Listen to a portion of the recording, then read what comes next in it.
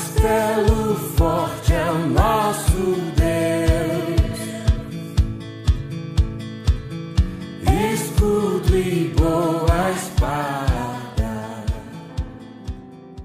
Olá, bom dia. Que alegria a gente poder chegar na tua casa nessa manhã para trazer até ti a palavra do Senhor. É uma satisfação nesse dia 31 de outubro de 2021 a gente poder chegar até na tua casa e trazer a ti a palavra de Deus. Eu tenho esse santo privilégio de poder compartilhar contigo aquilo que Deus já falou ao meu coração. Hoje é o dia 31 de outubro, dia em que a gente comemora, em que a gente relembra a reforma luterana. É o dia, digamos assim, em que é lembrado a reforma. Embora a reforma tenha sido um processo que se prolongou por muito tempo. Mas é o dia então que Martim Lutero fixa as 95 teses na porta do castelo em Wittenberg, na Alemanha, no norte da Alemanha. E a partir daí então começa todo um processo que culminou na Igreja Luterana, que culminou na reforma, nessa proposição de volta às fontes, de volta à sã doutrina, de volta ao estudo sério, comprometido do Evangelho de Jesus Cristo.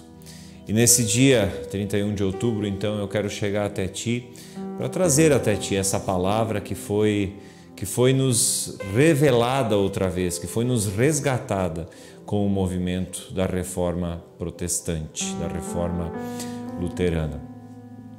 Lutero foi um grande visionário e ao mesmo tempo um homem que botou o mundo de cabeça para baixo, porque ele queria que a Bíblia estivesse ao alcance das pessoas, que ela fosse entendível pelas pessoas, que as pessoas pudessem ter acesso ao texto sagrado. E para isso as pessoas precisavam aprender a ler, então ele motivou a criação de escolas, ele motivou as cidades que criassem escolas, que cuidassem da população. E por isso também, historicamente, na tradição luterana, nós temos sempre junto com as comunidades luteranas, em algumas cidades, óbvio, né? Nós temos também escolas de confissão luterana. Em Rio do Sul não foge à regra. Em Rio do Sul temos uma escola, temos um hospital, fruto dessa compreensão de que a palavra de Deus, ela não é apenas um texto sagrado, não é apenas um texto que serve de inspiração para a nossa vida, mas é um texto que precisa virar ação, que precisa, a partir da fé em Jesus, virar vida de verdade. E nesse dia então, dia da reforma protestante, dia da reforma luterana, eu chego até ti para te trazer a palavra em português, obviamente, né? Lutero traduziu a Bíblia para a língua alemã, foi pioneiro nesse sentido também, de colocar a Bíblia na língua do povo, na língua que o povo sabe entender. Enfim, foi um esforço hercúleo para aquele tempo, a tradução da Sagrada Escritura. E hoje nós temos então o privilégio de poder ter acesso ao texto sagrado, poder ter acesso à palavra, poder ter acesso àquilo que Deus quer nos ensinar. Nós queremos na manhã de hoje terminar a nossa série de mensagens, a nossa série de pregações, De repente ficou vazio, sobre vida, luto, saudade e esperança. Nós conversamos ao longo de todo o mês de outubro sobre essa temática, focando o luto, focando a dor, focando o sofrimento. No próximo dia 2 de novembro nós temos feriado no Brasil, mas também é o dia em que se lembra dos que já partiram, o dia de finados. E por isso também é importante a gente conversar sobre vida, conversar sobre a morte, conversar sobre o luto, conversar sobre essa dádiva que é a vida para nós. A motivação para isso também não é só o dia de finados, mas também esse tempo diferente que a gente está vivendo. Nós estamos vivendo um tempo de luto muito diferente do que nós tínhamos até antes da pandemia. Antes da pandemia, os velórios duravam 24 horas, o que, dependendo da situação, é um tempo muito curto para a gente se despedir adequadamente, para a gente fechar o ciclo da nossa história com a pessoa que partiu. E agora com a pandemia, já estamos, é verdade, indo mais para o final, assim nós cremos, esperamos e torcemos para que seja assim. Mas agora, durante a pandemia, nós tivemos momentos muito difíceis de ter que sepultar os mortos e sequer ter velório, sequer a gente poder ter um tempo de despedida, sequer a gente poder ter um tempo para poder se despedir adequadamente das pessoas.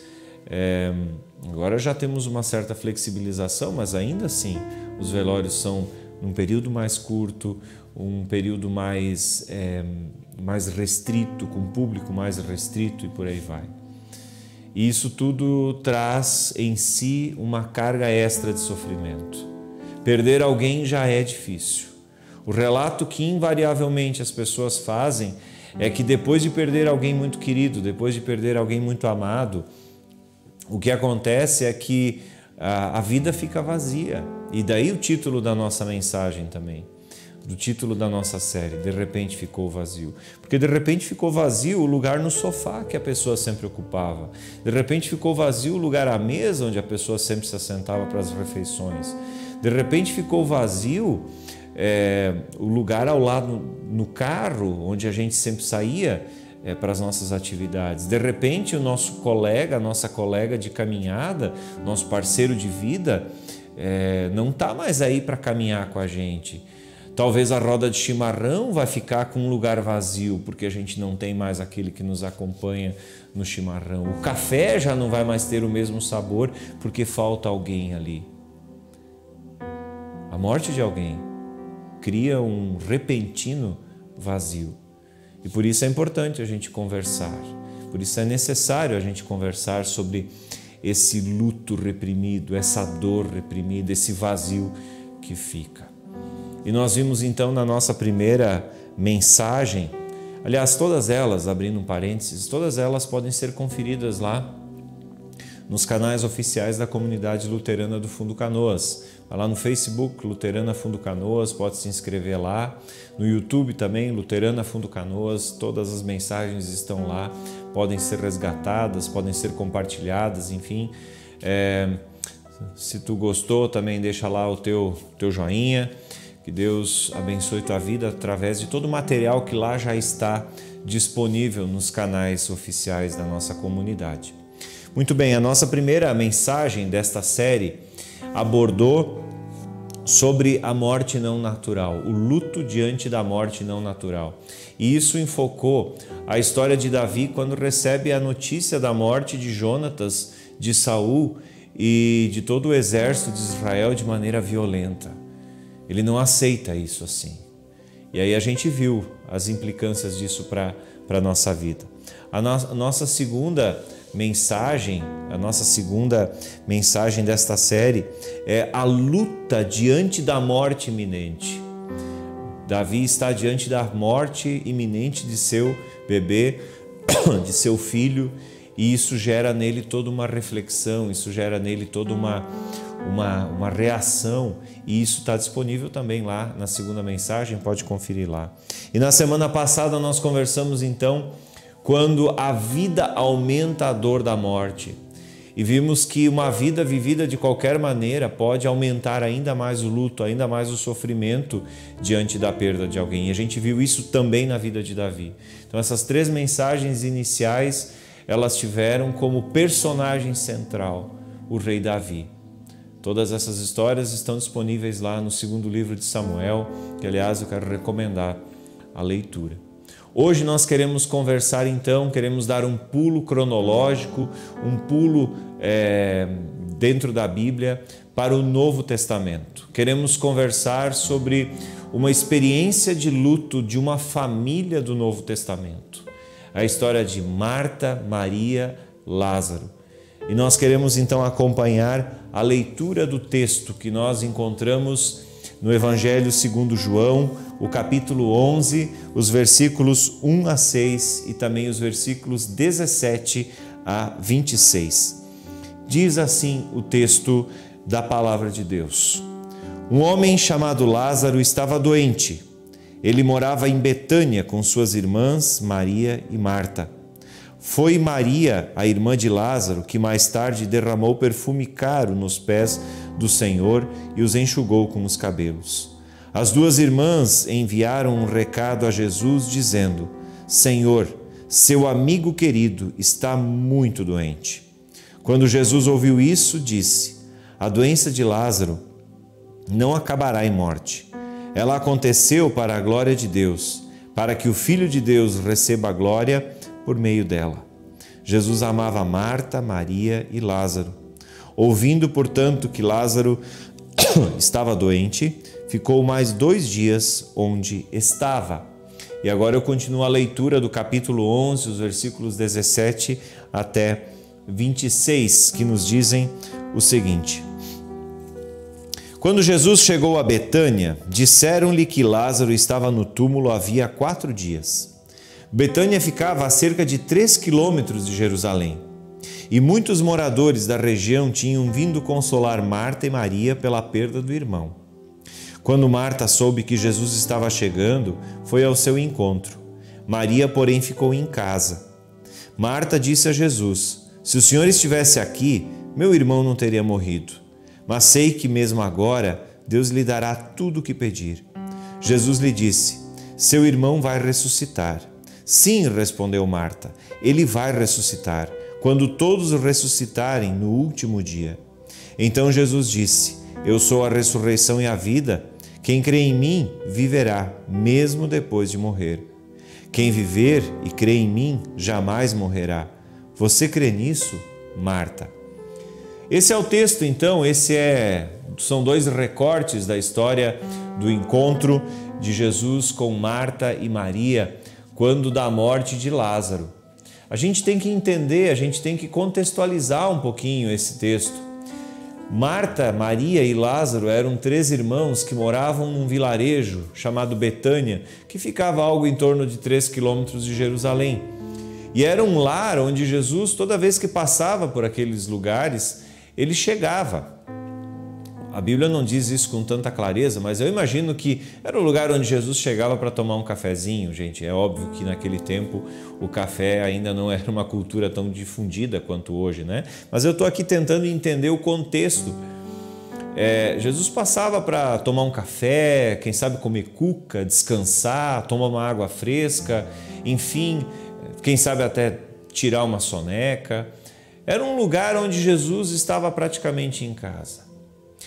E a gente sabe também, os estudiosos nos mostram isso, que no contexto em que Jesus viveu, 2 irmãs que não tivessem um homem responsável por elas estavam bastante vulneráveis à fragilidade financeira, à fragilidade de subsistência, inclusive. E por isso, diante da perda do Lázaro, para essas 2 mulheres, a vida ficaria muito mais difícil, muito mais difícil. Então, quando Lázaro está doente, elas mandam um recado para Jesus dizendo: aquele teu amigo querido está profundamente doente. Talvez ele estivesse já à beira da morte, quem sabe até mesmo moribundo.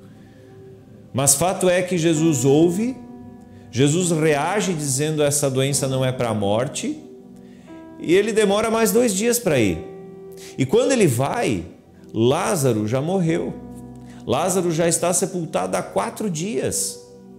E aí acontece, antes de Jesus chegar propriamente diante do túmulo de Lázaro, onde Jesus chora, é muito interessante a gente ver no capítulo 11 do Evangelho de João, a reação de Jesus, as emoções de Jesus ficando muito claras, muito evidentes, muito perceptíveis. Jesus está emocionado, comovido, Jesus está mexido com a perda do seu amigo. Mas antes de Jesus chegar propriamente diante do túmulo de Lázaro, uma das irmãs saiu ao encontro de Jesus para meio que tirar satisfação, para meio que dizer: se tu tivesse aqui, meu irmão não tinha morrido. E Jesus diz: mas teu irmão vai ressuscitar? E ela: sim, ele vai ressuscitar quando todos ressuscitarem. E aí Jesus diz que ele é a ressurreição e a vida, quem crê nele, ainda que morra, viverá. e ele pergunta: tu crês nisso? Queridos, esse texto ele nos fala de dois assuntos bem importantes. Assuntos bem importantes que de alguma forma também geram muitas dúvidas em nossos dias, geram muitas dúvidas, talvez até mesmo para ti que me acompanhas nesse momento. Esse texto eu quero dividi-lo, eu quero conversar sobre ele em dois tópicos. O primeiro deles é o fato de que Lázaro morreu. Lázaro morreu. Assim como mais de 600 mil brasileiros morreram de Covid-19, assim como mais de milhares de pessoas todos os anos morrem de câncer, de acidente automobilístico, de problemas cardíacos e por aí vai. Lázaro morreu. E quando a gente perde alguém, quando alguém da nossa família morre, quando enfim a gente precisa se despedir de maneira muito dolorida de alguém, começam a vir as perguntas. Eu lembro que uma das perguntas que me acompanhava desde a mais tenra idade e que talvez seja uma pergunta que também tu tens, o que acontece com a vida daquela pessoa que morreu? Eu tive como pastor a experiência que me foi bastante esclarecedora nesse sentido, a experiência de ver uma pessoa falecer diante de mim. Eu nunca tinha visto até então. Uma pessoa com quem eu orei, com quem eu estava presente, faleceu na minha frente. E para mim ficou claro que a Bíblia tem razão quando ela diz que quando a pessoa morre, a vida volta para Deus que a deu. E isso a gente tem a confirmação no livro de Eclesiastes, no capítulo 12, versículo 7, onde nos é dito que o pó voltará à terra e o espírito voltará a Deus que o deu. E foi muito interessante a experiência do falecimento dessa pessoa. Essa pessoa estava ali e ela soltou um grande suspiro e realmente aquele ruach, porque a palavra hebraica utilizada para fôlego de vida lá no Gênesis é ruach, e tem a ver com garganta, tem a ver com respiração, tem a ver com a vida que passa por aqui. O ruach foi solto, o fôlego de vida foi. E a pessoa começou a ficar pálida e já não mais vivia. A vida volta para Deus que a deu. Ok, pastor, mas permanece a dúvida. Como assim a vida volta para Deus que a deu? Onde é que Ele guarda essas vidas? Onde é que Ele guarda essas pessoas? Querido, bom, isso é um mistério que eu não sei dizer. Agora eu sei dizer de uma coisa. O nosso Deus tem como um dos seus atributos, uma das suas coisas essenciais, o dom da vida. Nenhuma vida no planeta existe sem que ali esteja presente algo próprio do Deus Criador. Tu está me entendendo? A vida humana, ela não é apenas um perfeito funcionamento de um sistema de órgãos, células que precisam de oxigenação, que precisam, enfim, de condições para que elas possam fazer as suas funções e manter esse organismo vivo. A vida tem em si algo que é do próprio Deus, que é a vida do próprio Deus. Isso não nos torna deuses, mas isso torna a vida algo precioso que traz no seu bojo, que traz no seu íntimo a presença de algo que é própria de Deus. Um pouco mais adiante no Evangelho de João, no capítulo 14, Jesus diz: eu sou o caminho, a verdade e a vida. Quando ele está falando em vida, ele está falando de vida espiritual, ele está falando de vida enquanto experiência de relacionamento moral e ético, mas ele também está falando de vida enquanto sopro, enquanto fôlego, enquanto presença de uma força que nos mantém em funcionamento. Lázaro morreu. Hoje pessoas estão morrendo. Amanhã pessoas vão morrer. Um dia eu vou morrer. Um dia tu que me assistes, lamento te dizer, mas tu vais morrer. E nesse dia, o corpo volta para a terra e a vida volta para Deus. Nesse sentido, não quer dizer que Deus tem um grande depósito, vamos imaginar a situação, não quer dizer que Deus tem um grande depósito com uma gavetinha onde a vida do Everson, é armazenada, não é. A vida volta para Deus, essa força vital, esse ruach, isso que nos faz de alguma forma estar em movimento, estar vivos, estar com as capacidades vitais em funcionamento, isso volta para Deus, que o deu e a vida é dele. E o corpo volta para a terra. O ruach é algo que vem do próprio Senhor. O ruach é algo que vem do próprio Deus. E nesse sentido, o que acontece então com a pessoa que morre? O que está deitado na nossa frente diante num caixão? É uma pessoa? Não é uma pessoa? É só um corpo? Primeiramente, nós temos que ter muito respeito diante do corpo de alguém. Seja esse corpo vivo, seja esse corpo morto. Sabe por quê? Porque o outro sempre é o amor de alguém. Eu posso até não gostar daquela pessoa, posso ter minhas dificuldades com aquela pessoa, mas o corpo é intocável. O corpo precisa ser respeitado, porque esse alguém é o amor de alguém. E diante disso, então, nós não estamos apenas diante de um corpo. Nós não estamos apenas diante da matéria, nós não estamos apenas diante de um amontoado de músculos que agora já não é mais oxigenado e, portanto, já não tem mais vida e, portanto, deve ser tratado de qualquer forma. Não, pelo contrário.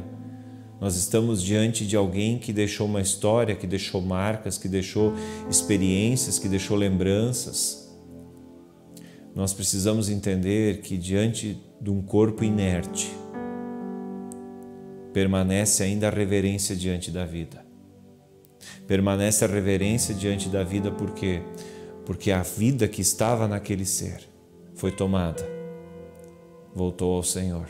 E agora cumpre a nós permitir com que este corpo inerte seja devolvido à terra, a terra do qual nós fomos feitos.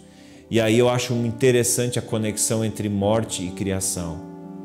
Deus nos cria, diz Gênesis, a partir do pó da terra, a partir do humus, a partir da matéria, do chão, do barro. Deus nos cria a partir do humus. E é daí que vem a palavra humano, ser humano, um ser que brota a partir da terra, que brota a partir daquele chão que é usado por Deus para fazer a vida humana. E esse mesmo corpo volta para a terra, do qual ele foi tirado. E aí vem a grande questão. Então, pastor, tu estás dizendo, talvez tu estejas pensando assim, que é importante a gente fazer o sepultamento de alguém, mas ok, eu concordo, mas e se alguém optar pela cremação? E se alguém optar pelo não sepultamento, mas pela cremação, ele está fazendo algo de errado? Essa é uma pergunta que muita gente tem, que muita gente já fez a mim, inclusive, perguntando, sobre a cremação. Eu, particularmente, não quero ser cremado. Já avisei minha família de que assim não é para ser. Sou doador de órgãos, sim, quero que outra pessoa, se possível, possa ser salva por meio dos órgãos que eventualmente ainda possam ser doados, dependendo da circunstância da minha morte. Mas eu não quero ser cremado. Agora, não existe absolutamente nenhum impedimento teológico ou nenhum impedimento bíblico para a cremação. Por quê? Primeiro, porque a Bíblia não proíbe. Segundo, porque a cremação apenas acelera o processo que a natureza se encarregaria de fazer. O grande detalhe da cremação, meu querido, o grande detalhe da cremação é o que se faz com as cinzas depois. Aí é que está o perigo. Por quê? Porque se alguém é cremado e as suas cinzas são depositadas no túmulo de alguém, ou são simplesmente sepultadas em algum lugar, ou são, enfim, depositadas em algum lugar, ok. O problema é que muita gente acaba levando a cinza para casa, as cinzas para casa e colocando a urna em algum lugar, onde a pessoa pode olhar para aquela urna e pensar: ali está meu pai, ali está minha mãe, está meu irmão, está meu filho e assim por diante. O problema da cremação não é o ato da cremação em si, o problema é o que a gente faz com as cinzas depois. E aí a gente precisa tomar cuidado, porque senão daqui a pouco a gente está vivendo um processo doentio de luto. Se a pessoa for cremada e as cinzas forem colocadas lá no cemitério, no túmulo de algum antepassado que faleceu, forem depositadas lá dentro, guardadas lá dentro, ótimo, não há problema nenhum, não há crise nenhuma com a cremação. Embora a cremação seja algo conhecido de outras culturas extra-bíblicas de muito tempo atrás. Mas hoje está em alta a cremação. Então, pode cremar, pastor? Pode cremar, não há impedimento, não há impedimento. O grande detalhe é o desapegar-se das cinzas depois, isso é importante. Eu faço questão de trazer isso para dentro dessa mensagem nessa manhã, porque é uma dúvida que muitas pessoas têm. Primeira dúvida é o que acontece com a pessoa depois que morre? E o que acontece então se eu resolver cremar essa pessoa? Essas duas perguntas estão respondidas. O grande detalhe da cremação, eu volto a frisar, é o que se faz com as cinzas na sequência. As cinzas não devem ser colocadas na sala, em cima do piano, em cima da lareira, não devem ser colocadas em ambiente que não seja um ambiente onde de fato se está sepultando esse alguém. Porque senão a gente não descansa do luto, a gente vive um eterno luto, um luto doentio, um luto que não passa, um luto que é constante. Então, quer cremar? Ok, sem problemas, porém, dê o destino adequado para as cinzas, ok? O segundo ponto que esse texto bíblico de João 11 me traz é justamente, o primeiro deles é então, Lázaro morreu. O que acontece com a pessoa quando ela morre? O que acontece com a vida? O que acontece com o corpo? Sobre cremação. O segundo ponto agora é Lázaro ressuscita. Lázaro é ressuscitado por Jesus. E aqui nós entramos numa questão que é bastante polêmica para nós. Por quê?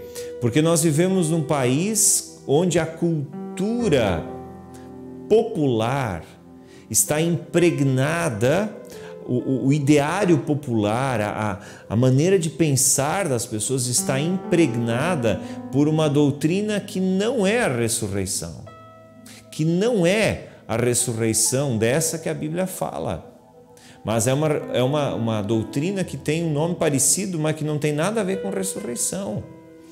E nesse sentido, a gente precisa se perguntar: que ressurreição é essa? Que ressurreição é essa? Será que Lázaro, quando foi ressuscitado, ele ressuscitou aquela ressurreição que o apóstolo Paulo aborda em 1 Tessalonicenses, capítulo 4, dos versículos 13 a 17, ou então na primeira carta aos Coríntios, no capítulo 15, onde ele exaustivamente fala sobre a ressurreição? Não. A ressurreição que Lázaro experimenta é a ressurreição de alguém que morre depois. De alguém que depois, mais tarde, morre de novo. Mas naquele momento, Lázaro é trazido de volta à vida. Lázaro é trazido de volta ao convívio das suas irmãs, como Jesus mesmo disse, para que nele se manifeste a glória de Deus. Ou seja, as pessoas ficaram assombradas com aquilo, as pessoas ficaram assim boquiabertas, e se alguém ainda tinha dúvida que Jesus era o Filho de Deus, a partir da ressurreição de Lázaro, ninguém mais tinha dúvidas. Todos estavam absolutamente convencidos de que Jesus é o próprio Deus. Então, a experiência de ressurreição de Lázaro é uma experiência diferente daquela que está aguardada para o dia final, quando da volta de Cristo. Só que a irmã de Lázaro, e eu aqui não me atrevo a dizer se é a Marta ou Maria, porque eu sempre troco as duas, então para não dar confusão eu vou dizer apenas a irmã de Lázaro. A irmã de Lázaro, quando Jesus diz, mas teu irmão vai ressuscitar, ela faz referência a essa ressurreição final, no juízo, quando Cristo voltar. Ela faz essa referência. Ela diz, sim, eu sei que meu irmão há de ressuscitar quando todos os demais ressuscitarem. Então ela aponta para uma esperança que já existia naquele tempo. Uma esperança que veio se desenvolvendo também junto no Novo Testamento. Uma esperança que veio se desenvolvendo com a revelação de Deus na história humana. Os primeiros capítulos da Bíblia, os primeiros livros da Bíblia não deixam margem a uma interpretação de que se acreditava na ressurreição, mas o Deus que vai se revelando. E a Bíblia precisa ser olhada dessa forma, como um Deus que vai se revelando de capítulo em capítulo, de página em página na história humana. Ele vai se revelando até o ápice da revelação, que é Jesus Cristo. E no tempo de Jesus havia a plena convicção de que os mortos ressuscitariam. E essa esperança, essa convicção, ela é reforçada pelo falar de Jesus e pela esperança do apóstolo Paulo e a esperança dos primeiros cristãos, e assim até hoje nós cremos na ressurreição dos mortos. E até a nossa confissão de fé, o credo apostólico, diz, creio na ressurreição dos mortos. Os mortos hão de ressuscitar. Os mortos hão de ressuscitar para a vida eterna. Como será essa ressurreição? Como é que vai ser isso? O apóstolo Paulo, na primeira carta aos Tessalonicenses, no capítulo 4, ele, por inspiração divina, ele nos mostra como será isso. Ele nos dá detalhes de como será isso. Mas uma coisa nós podemos estar absolutamente certos, de que a ressurreição será de um novo corpo, uma nova criação. Muitos têm dúvidas, e se perguntam assim, como é que vai ser isso? Como é que vai ser? A gente vai se reconhecer? A gente vai ressuscitar com o mesmo corpo, talvez com alguma deficiência que eu carreguei em vida, alguma marca? As pessoas têm essas dúvidas, porque, afinal de contas, é um assunto desconhecido da cultura brasileira, é um assunto desconhecido da absoluta maioria da população. Que ressurreição é essa? Como é que vai ser esse corpo? E aí, nesse sentido, o apóstolo Paulo, na primeira carta aos Coríntios, no capítulo 15, ele diz que será um novo corpo, um corpo glorioso. E cá entre nós, fazem 19 anos que eu uso óculos. Vai ser tão bom ressuscitar e não mais ter que precisar usar óculos. Vai ser tão bom ressuscitar e não ter problemas vasculares. Vai ser tão bom ressuscitar e não ter mais nenhum outro tipo de deficiência. Vai ser tão bom ressuscitar e não ter mais as limitações que a vida nos impõe. Os mortos ressuscitarão e terão um novo corpo. É isso que nos diz a Sagrada Escritura. Como será esse corpo? Eu não faço a mínima ideia. Apenas diz que é um corpo glorioso. E a Bíblia diz que nem olhos viram, nem ouvidos ouviram, nem jamais sequer o coração humano conseguiu captar o que Deus tem preparado para aqueles que o amam. Então, diante disso, eu quero te dizer que se Deus já caprichou quando criou o ser humano lá no Jardim do Éden, na ressurreição, no fechar da história de Deus com a humanidade, vai ser muito melhor. Vai ser muito melhor. Eu não tenho sombra de dúvidas a esse respeito. E aí vem a grande pergunta: por que então os cristãos, eles falam em ressurreição. Se existe tão forte, enraizada na cultura brasileira, a ideia da reencarnação. Se tu crês na reencarnação, todo o meu respeito, mas eu preciso te dizer algumas coisas a partir do ponto de vista cristão. A reencarnação, ela não encontra base bíblica nenhuma. Ela não encontra amparo bíblico nenhum para ser afirmada como uma possibilidade. A Bíblia fala o tempo todo em ressurreição, o tempo todo em ressurreição. Fala o tempo todo em novo céu, nova terra. Fala em nova criação, fala em novo corpo. Só que para dentro de uma realidade que não é a nossa, uma realidade vindoura, um novo tempo, uma nova criação. Por isso nós não temos como afirmar algo diferente disso. E a Bíblia nos diz em Hebreus capítulo 9, versículo 27, que ao ser humano está determinado viver apenas uma vez. E depois disso o juízo. Portanto, a vida que nos é dada, ela é única, ela é exclusiva, ela é absolutamente única. A tua vida é única, a tua existência é única. E não existe mais ninguém com a tua carga genética, com a tua carga de história, com a tua carga cultural. Não existe mais ninguém no mundo. Tu és único. Eu sou único. E isso é algo maravilhoso, porque isso é a criação de Deus. Isso é algo extraordinário, porque isso é a criação de Deus. Então, assim, a gente morre, a gente vive uma vez, a gente morre, e depois disso a gente aguarda o juízo. E isso é consolador, e deixa eu te dizer por quê. Porque se fosse o contrário, que a pessoa morre, renasce, morre, renasce, morre, renasce, tu já pensou que situação é essa? Tu renasce cada vez num mundo pior, porque o mundo está em franco processo de caotização. Ou eu estou enganado? Basta olhar ao nosso redor. Estamos vivendo a realidade de pessoas catando comida em caminhão de lixo, gente. Isso aconteceu semana passada na cidade de São Paulo. Nós estamos vivendo a escassez dos recursos naturais, nós estamos vivendo o colapso do clima, nós estamos vivendo o derretimento das geleiras, a gente está vivendo um caos, e eu não sei até quando vai ser isso.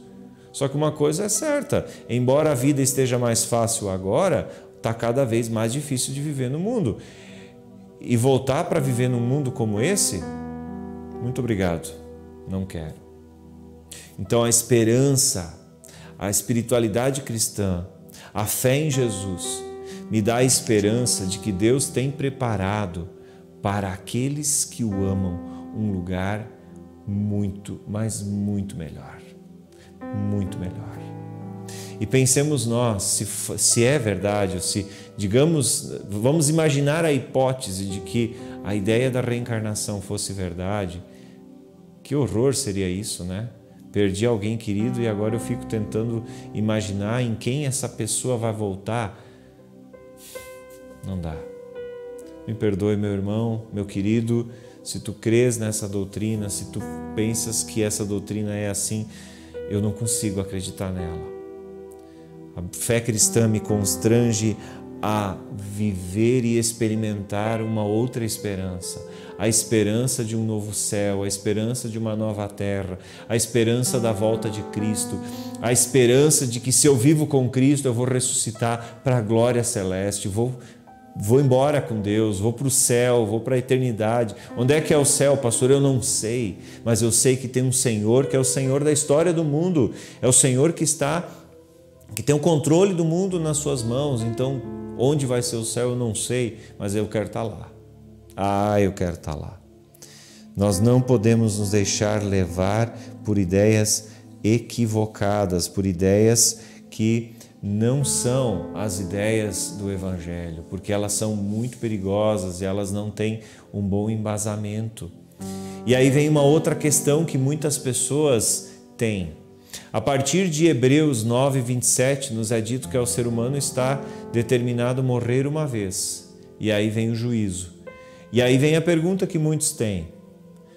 Mas é possível conversar com mortos? É possível conversar com pessoas que já partiram? A Bíblia é clara em dizer que isso não é possível. Mas, pastor, eu sei que lá no Antigo Testamento existe uma história de Saul que foi conversar com uma necromante na cidade de Endor. Essa história está lá em 1 Samuel 28. Como é que tu me diz então que não dá para conversar com mortos? Olha, eu posso te dizer com toda a convicção que certamente Saul não conversou com Samuel. Não conversou. Ele não conversou com Samuel. Ele conversou com um espírito que provavelmente não era o Espírito de Deus também. A gente não pode esquecer que nós vivemos numa realidade espiritual. O mundo não é só matéria. A vida não é só matéria. A vida não é só palpável, tangível, mensurável. A vida tem uma realidade que é a realidade espiritual. E na realidade espiritual existem muitos demônios à solta. Existe o Espírito do Senhor que traz esperança, salvação, consolo, que traz discernimento, que traz sabedoria, que traz união, que traz paz. Mas existem também demônios que não vêm de Deus, que trazem o oposto de tudo isso. E a vida de Saul esculhambou de vez depois que ele consultou aquela necromante. A Bíblia, inclusive, proíbe a busca por conversar com mortos. Mas, pastor, eu já sonhei com pessoas que morreram. Eu também já sonhei. Com meu avô, pai da minha mãe, eu já sonhei algumas vezes de conversar com ele. Mas quando acordei, eu tinha convicção de que era só um sonho, de que eu não falei com ele. Porque eu sinto muita saudade dos meus avós. Eu queria tê-los ainda, para poder sentar com eles, ouvir as histórias e inclusive registrar essas histórias. Porque algumas coisas que eles me contaram na minha infância, hoje eu já não sei mais o que eu entendi direito, entendesse? Então existe muita saudade, mas sonhar com alguém não é a mesma coisa que procurar alguém para conversar do mundo dos mortos, porque isso não é possível. E se tu procurar alguém no mundo dos mortos e esse alguém conversar contigo, certamente não é a pessoa que morreu, porque a Bíblia diz que a vida volta para Deus, o corpo volta para a terra e o que sobra da pessoa é a história.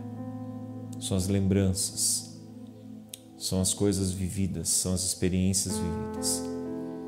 Então, queridos, não dá para conversar com mortos. Não dá para conversar. E uma outra pergunta que vem a partir da fala da irmã de Lázaro para Jesus. Eu sei que meu irmão há de ressuscitar quando todos ressuscitarem. Então, a ressurreição é para todos? Sim, a ressurreição é para todos. Sim, a ressurreição é para todos. Todos, na volta de Cristo, a terra devolverá os seus mortos.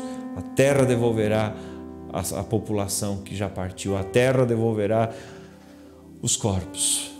Como vai ser isso? Eu não sei, querido. Eu não sei. E a fé, a espiritualidade cristã, ela tem alguns mistérios que são apenas competência de Deus, que eles não estão ao nosso dispor. Por quê? Porque senão não seria uma prática de espiritualidade, seria uma prática de ciência. Vai ser assim, assim, assim, dá para provar por isso, por aquilo. Não é assim. É uma experiência de espiritualidade. Na experiência de espiritualidade cristã, a gente não precisa ter a resposta de tudo, a gente apenas pode se aquietar diante do mistério. Eu me aquieto diante do mistério. Por que Deus me fez nascer no município de Taió, filho do Nelson, da Lúcia, descendente, alguém de origem, de descendência alemã, pomerana, alguém que tem a pele que tem, alguém que teve as oportunidades que tem. Mistério. Eu não sei dizer porquê, mas eu me aquieto diante desse mistério. Deus podia ter me feito nascer na Bahia, no Amazonas, no centro-oeste do Brasil, filho de um pantaneiro, mas Deus escolheu esta terra, essa região, esse lugar, essa história para mim. Portanto, eu me aquieto diante disso. E eu digo, Senhor, minha vida é tua. Então, a ressurreição é para todos? É. Como é que vai ser isso? Eu não sei. A Bíblia nos dá algumas pitadas, algumas pinceladas de como vai ser. Mas a gente não tem o plano de ação de Deus absolutamente pronto, fechado. Mas a ressurreição é para todos. Mas todos vão para o céu então, pastor? Não. Aí nós chegamos num ponto, e aí nós estamos já nos encaminhando também para o final da nossa reflexão, nós chegamos num ponto que é bastante importante que a gente tenha clareza. A ressurreição é para todos, sim. Mas o ir para o céu, não. Como assim? Eu fui batizado, pastor, eu não vou para o céu? Não necessariamente. Porque ir para o céu é uma condição, primeiro, oferta de Deus, e em segundo lugar, uma aceitação também nossa. Se eu não quero saber de Deus, se eu não quero ir para o céu, se eu não quero ser levado por Jesus, se eu não quero viver uma vida de acordo com o que Jesus propõe para mim, uma vida na presença, na intimidade, uma vida guiada, uma vida conduzida, uma vida onde Jesus é o centro da minha existência, o centro do meu pensar, o centro do meu coração, o centro das minhas ações, o centro da minha vida. Então eu não posso dizer com convicção que eu vou para o céu. Pastor, mas isso é chocante. Não deixa de ser. E por isso, sempre de novo, a palavra de Deus entra na nossa casa, seja pela internet, seja pela TV, seja pelo rádio, seja por qual meio for. A palavra de Deus vem a nós para nos trazer a consciência, a importância de a gente viver com Jesus, da gente ter uma experiência com Jesus, uma experiência de novo nascimento, uma experiência de conversão, uma experiência de mudança de caminhos, uma experiência onde eu digo, Senhor, eu andava longe de Ti, agora eu quero estar perto de Ti, Senhor, me acolhe nos Teus braços, me recebe nos Teus braços, eu quero ser Teu filho, eu quero ser Tua filha. E meu querido, isso independe do batismo. Isso independe absolutamente do batismo. Isso independe absolutamente da confirmação. Isso independe absolutamente de qualquer ação humana. Isso é graça, isso é dádiva, isso é misericórdia de Deus. Isso é o Deus que se faz gente, que vem ao nosso encontro, nos acolhe, nos abraça e nos pega no seu colo, como aquele pai da parábola do filho pródigo acolhe no seu colo o seu filho que está cheirando a chiqueiro de porco, cheirando a sujeira, cheirando a pecado, cheirando a desgraça, cheirando a uma vida vazia, cheirando a todo o caos que ele experimentou. Deus nos acolhe, Deus nos traz de volta para Ele, Deus nos traz de volta para o seu coração, Deus quer o nosso coração perto do coração dEle e Ele faz isso por meio de Jesus e Ele oferece isso de graça para ti. E nessa oferta vem também junto a convicção de que quando ressuscitar eu vou para o céu. E isso não é uma questão racional, isso é uma questão espiritual. A fé e a razão andam de mãos dadas. Isso não há dúvidas. Não há dúvidas. Mas algumas coisas não são racionais, são espirituais. E a experiência com Cristo é uma experiência espiritual, que acompanha a razão, que acompanha o discernimento, que acompanha o intelecto, é verdade. Mas é uma experiência de sentir-se amado, inundado, restaurado pela presença de Cristo. E aí aquela palavra de Jesus lá em João capítulo 14, que diz, eu sou o caminho, a verdade e a vida, ninguém vem ao Pai senão por mim, ela se torna a mais absoluta verdade. A mais absoluta verdade. E isso, queridos, é dádiva de Deus. Ressurreição e vida eterna são dádivas de Deus para nós, que estão lá, mas que a gente já vive com a convicção agora. E queridos, isso tem tudo a ver com a reforma. Isso tem tudo a ver com a reforma. E com isso eu encerro esse momento de reflexão. Isso tem tudo a ver com a reforma. Sabe por quê?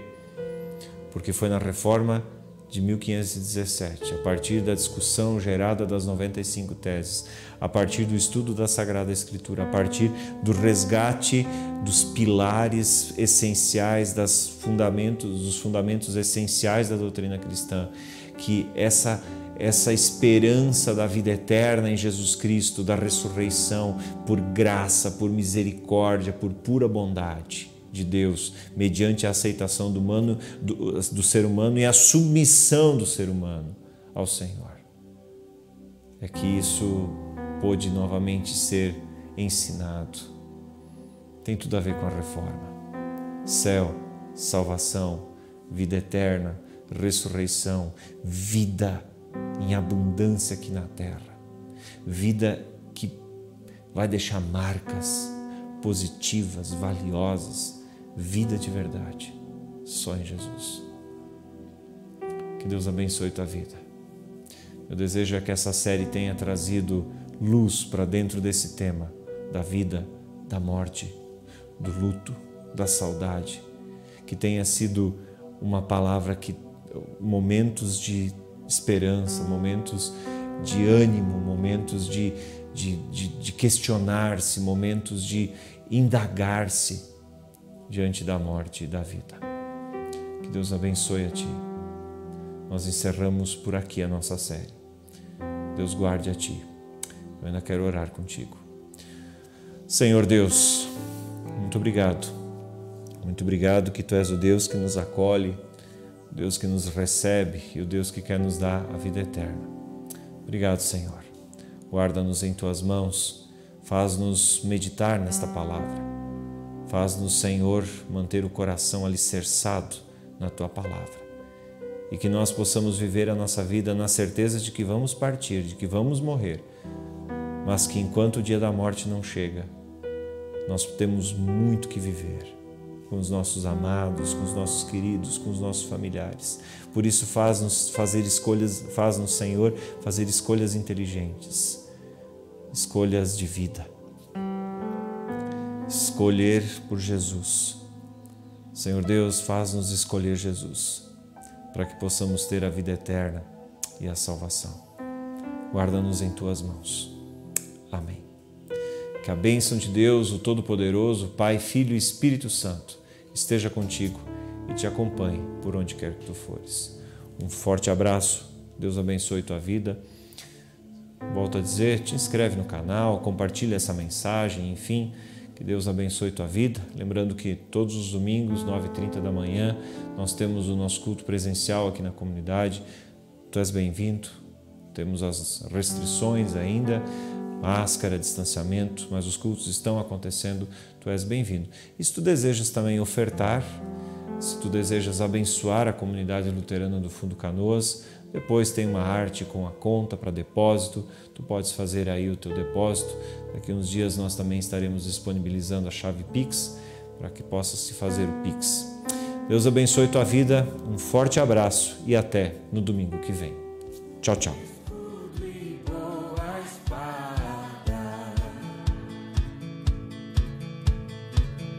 Com seu poder defende os seus, a sua igreja amada,